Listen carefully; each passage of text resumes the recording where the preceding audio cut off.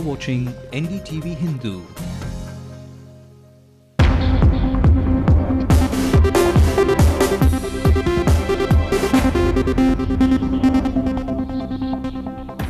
A tiny tot is brutally murdered and packed into a suitcase by his father's illicit lover. The city cops arrest a 26-year-old woman.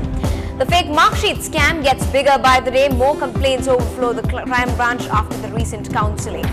But amidst all the scandals around colleges, phase 1 of engineering counselling comes to an end. Close to 16,000 are first-generation learners. The biggest rock art site of Tamil Nadu cries out for urgent help. An NDTV Hindu special report. So-called development at the cost of environment. Despite a Madras High Court order, investors don't spare the thriving marshlands. Good evening, I'm Evelyn Matthew. This is News Tonight on NDTV Hindu. It's a packed bulletin ahead. Let's also take a look at the national headlines. The National Security Advisor says David Headley's interrogation reveals the nexus between Pakistan's official establishment and terrorism. The links with the official establishment and with existing intelligence agencies. Meanwhile, at Kabul, the Foreign Minister S.M. Krishna says there can be no selective approach towards terrorism.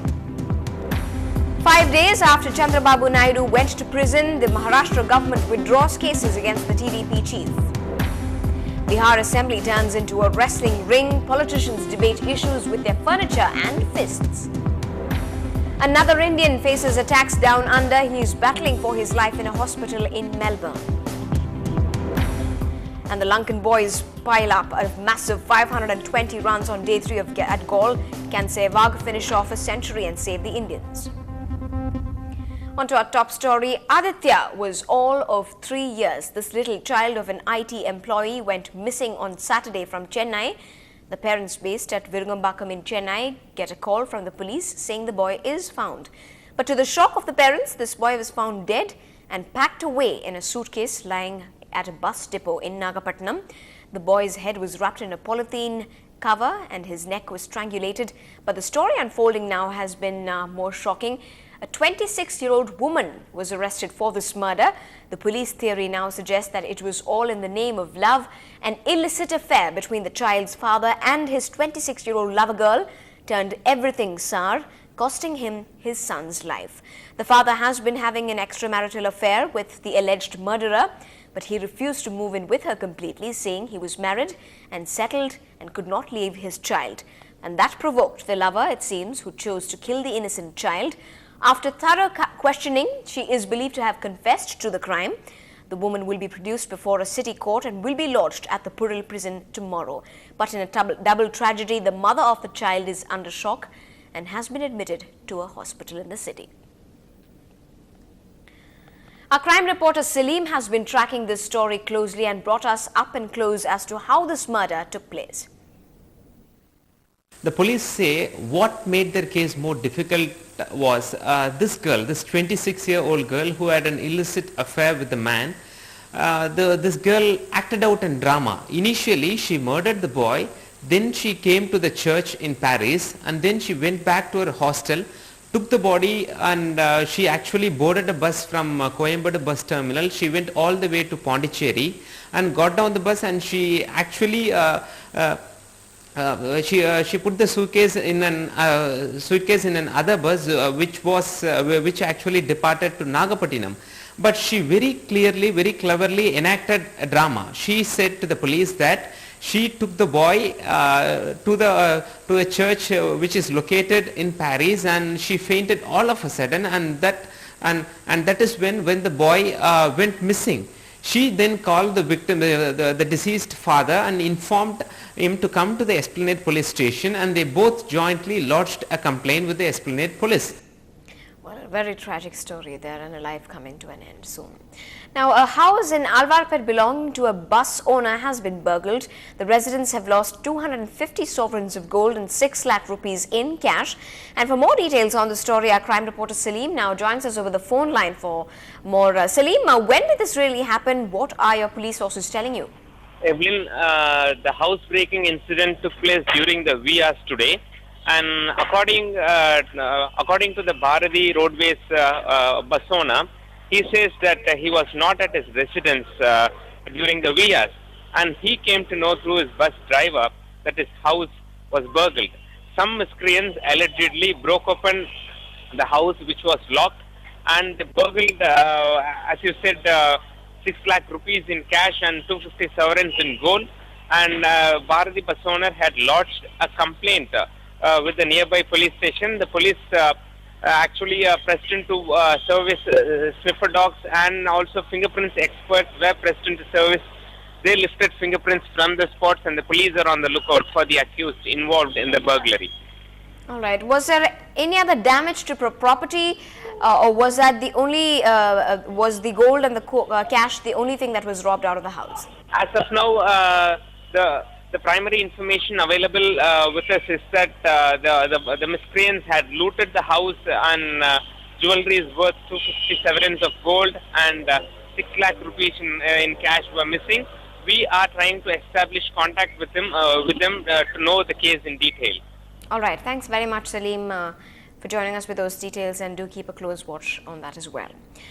Now on to another story that's been rocking the city. 15 more fake mark sheets have been recovered from top engineering and medical colleges today, taking the scam to an all-new level. The complaints have been forwarded to the Central Crime Branch, who will conduct a detailed probe. So far, 2 government employees have been arrested in connection with the fake mark sheets scam. During the first phase of counselling, more than 40 fake mark sheets were detected. But even as these were recovered by a team investigating the scam, the phase 1 of counselling came to an end today. There were many a smile and some frowns from students. Minal Shah caught up with the mood of the students at the Anna University. Worried parents, students scrambling and anticipating, making last-minute preparation.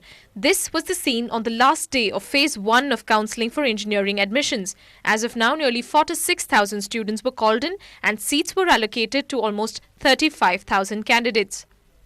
My sister Shanmugapriya, she has completed the 12th and she has gone in to get biotech, BTech in Shasta Engineering College. Now there are 26 seats available. Of course, she'll get through it. I would like to choose EEE. I meant to go for counselling, and let's see what happens. Electronics and communication was, as always, the most sought-after course, and it seemed that most students got what they wanted.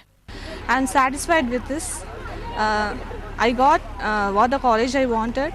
I'm really happy about this. I want to get aeronautical engineering, and I got that course in which I want the which college I want to get the course. I got that course in VSB Engineering College, Karur district, and I am satisfied with the counselling.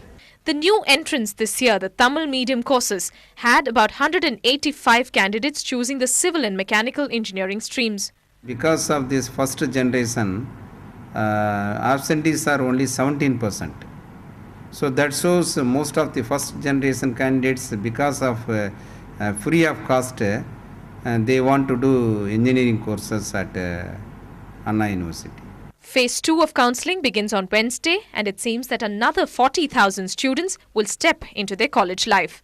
In Chennai, with Minal Shah, Radhika Iyer, NDTV Hindu. Well, very satisfied students there who got what they really wanted. Now, is it indeed another nature versus development case? Real estate investors continue to show interest in setting up properties in Pallikaranai in Chennai, despite calls by environmentalists to leave whatever remains of the marshlands as it is. Just a few days ago, the Madras High Court issued an order that restricts construction by private builders in state-run departments, but that obviously is not being followed. Ever since the IT industry saw rapid growth in Chennai in the late 1990s, there has been a dramatic surge in the value of real estate. Even the Pallikaranai marshlands, a key catchment area for Chennai, has not been spared. Calls by environmental activists not to construct on the marshlands have been repeatedly brushed aside by builders and buyers. This we see as an upcoming developing area in the next near future to become a hub of activity and become a residential activity, and all schools and everything also coming up in the near future. So I thought, why not invest it while the affordability is still there in this locality. Suppose ஒரு single bedroom நாலே single double கூட உங்களுக்கு இப்ப வந்து 2000 குள்ளே கிடைச்சிடுது. So இந்த side rent எல்லாம் கொஞ்சம் அந்த எக்ஸ்பென்சிவ் ஐட்டம்ஸ் எல்லாம் கம்மியாக இருக்குது, ஃபெசிலிட்டிஸ் இன்னும் ஜாஸ்தியாக இருக்குது. இப்போ அந்த சைட்லாம் பார்த்தீங்கன்னா வாட்டர் ப்ராப்ளம் அதெல்லாம் இருக்குது, இங்கே அப்படியெல்லாம் கிடையாது. Several attempts by activists to declare Pallikarnai marshlands as a forest area to stop construction have ended in failure. In a recent interim decision, the Madras High Court put a freeze on CMDA and other state departments and private companies from reclaiming or constructing on the marshlands. Court has said that ask the government of Tamil Nadu and all its agencies and departments not to permit any construction, further construction. Groundwater recharge will take place so that a large number of settlements in that area and all will have water. Chennai, a fast expanding city, has seen enough water scarcity. Experts say the Madras High Court's freeze on construction is an opportunity for the government to protect what remains of the marshland to preserve it as a catchment area. In Chennai, Bertila, NDTV Hindu. Time now to take a look at all that's making the buzz in the nation in 60 seconds. The Maharashtra government has appealed to court to withdraw charges against TDP leader Chandrababu Naidu. The former Andhra Pradesh Chief Minister and his party men have been agitating over the Babli Dam on the river Godavari.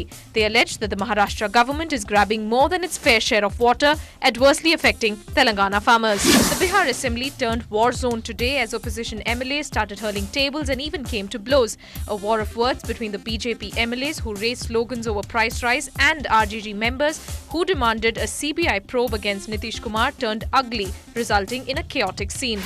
In Barampur village in Uttar Pradesh, a young girl named Sangeeta was killed and cremated by her family for marrying a Dalit boy. Sangeeta, who belongs to a Jat family, married Ravindra against her parents' wishes. And a practice session at the Chinnaswamy Stadium cost cricketer Anil Kumble his iPhone and several credit cards. The Royal Challengers skipper had left several valuables and some money in a bag at the ground during practice and came back to find the bag missing.